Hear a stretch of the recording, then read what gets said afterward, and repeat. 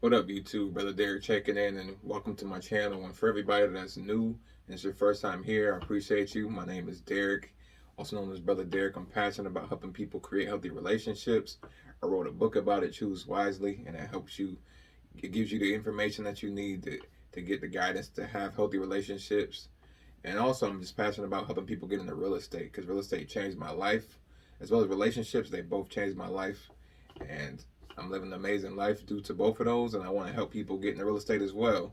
Just having one property could change your life, and that's what this video is about today. Is just the importance of having just one property. Now, a lot of people look at property and might feel like, man, like I had a bad experience, or I know somebody that got into real estate and they had a bad experience. And me and my wife hear that a lot, like especially from people that aren't in real estate. They'd be like, yeah, I want to get into it, or man, I heard about my friend, he was in real estate, and he had a bad experience, and the tenants just trashed his place, or tenants weren't paying. And you'll hear a lot of those same stories. And we were able to create procedures and protocols so that we don't have those issues in our real estate company and our business. We really don't have issues with our tenants. We have people issues because people are going to be people, and sometimes people have issues. We're humans. People have regular things going on, but we never had to evict anybody, and we never had anybody trash our spots. So, but either way, everybody, in my opinion, everybody should have at least one property. And I say that because when you own something, for one, it changes. I feel like it changes you. It makes you feel more confident as a person. Like, I own a piece of land. Like, no matter what happens, I own this piece of land, or I control this land. Because potentially you control a piece of property. Like, if you want to paint the walls purple, you can paint them purple. If you want to paint the walls, paint the outside of the house yellow. In most cases, you can. I mean, there's some scenarios where if there's an HOA, or whatever, the city might have a certain code around that. There may be some issues there, but overall, you can do what you want to the property, and you don't have to worry about getting kicked out. Of course, unless you don't pay your mortgage. But because I have a good friend of mine, he rents, and he would tell me like, "Yo, D, man, my landlord doing this, man," and they they took my fridge. And, yo, would you do that? Would you do that? And I'm like, yeah, bro, I wouldn't. Me as a landlord, I wouldn't do that. But your landlord, is it in your lease?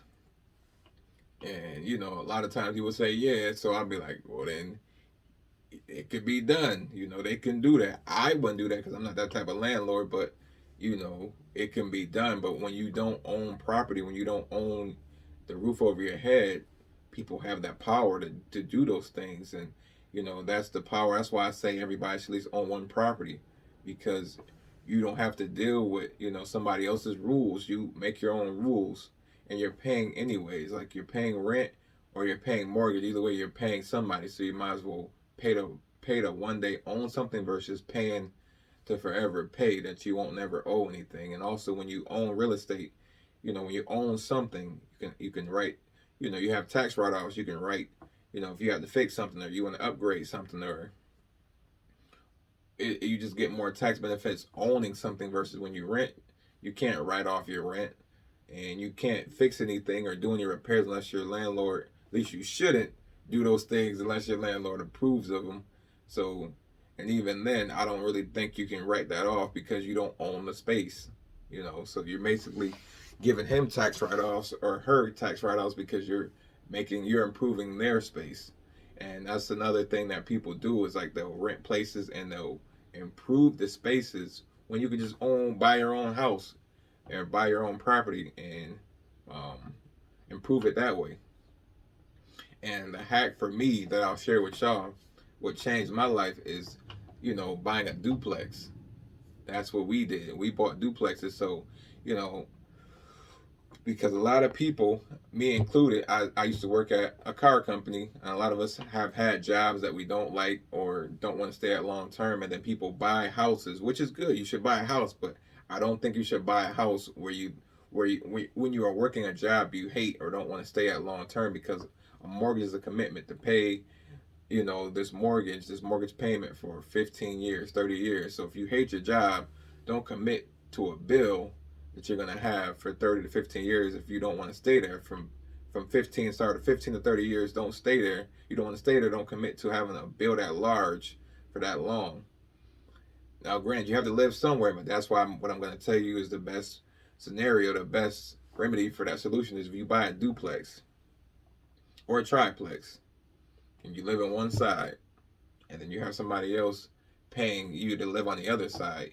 You not only bought a property that you can have tax write-offs on, that you own and control, but you also have somebody else helping you pay the mortgage. And if you do it properly, that person will be paying more for rent than what your mortgage is. So you'll be not only living for free, you don't have to pay that mortgage because next door, whoever your tenant is, they'll be paying for your mortgage, and hopefully they're paying so much that you have money left over, which you can keep to pay towards your car payment or to pay towards your gas or electric bill, or just for you to put money aside if you want to do it again, if you want to buy another house. But either way, you have extra money coming in. You eliminated your mortgage payment, your obligation for 15 to 30 years, because if you do it right, you can always have somebody in that space paying you. Then you don't have that bill. The biggest bill we have is our living expense. Like, the roof over our head, that's usually our biggest expense. I know these car payments are getting crazy because everybody wants these Hellcats and these BMWs and stuff like that, but usually your biggest expense is your house. So you can eliminate that with a duplex. And now if you were like me, stuck at that car plant, and I wasn't stuck at it long term, but I was there for 5 years. So me being at that place, I knew I didn't want to stay there for 15 to 30 years. But now I bought an asset that pays for itself and pays me, and I don't have to be stuck at that job because I can now quit because I eliminated that mortgage payment. I don't have to pay for where I live. Now I have the flexibility to be like, all right, well, at the time I don't have a car payment. I don't have to pay for rent or a mortgage because my tenant's paying for that. And all I have to do is come up with, how much it costs for me to get gas, food, internet. It just makes, you see how I did that? I eliminated the biggest bill, which gives me flexibility. Like, all right, I ain't feeling this job, but this job sucks, or this job, I'm getting hurt on this job, or this job, the people that I work for, my supervisor, are a jerk. I don't have to stay there. So everybody should at least own one property, and it's the gateway. Like, once you get one, you can see if you like it or not. You might not like, owning a property. You might feel like it's not worth your time. You might not like fixing stuff. You might not want to find people to fix stuff for you. You might not want to deal with, being a landlord. And that's okay. This isn't for everybody, but it allows you to try it out and see if you like it. It allows you to experience it and see is this what I really want? Is this what I want to do? And you can always, which I would never want you to do it, but it happens, is you can always sell the property. And a lot of times real estate appreciates. So you bought it for 110. Maybe you do it for a year and you realize, D, it's not for me. I want to do something else. So I want to get out and sell the house, and you might be able to make 130, 140. So the house you spent 110 on, you can sell it for 130, 140, and you made some profit. Then you can put that into the next thing. Maybe you want to go to college, go back to school, and start over with another idea, career, or business. So it gives you flexibility. But that's all I got for y'all today. Is the goal, in my opinion, for everybody is to have one property. You should at least get one house. One house will change it all. It changed my life, my wife's life, my wife's life, and now no matter what, our daughter, has a property. She has properties that she would inherit from us because of this strategy that we use, and it allowed me to quit my job, travel. So I hope y'all enjoyed this video. Please like and subscribe. I'm gonna give y'all more information in the next video. So I'll see y'all in the next one. Peace.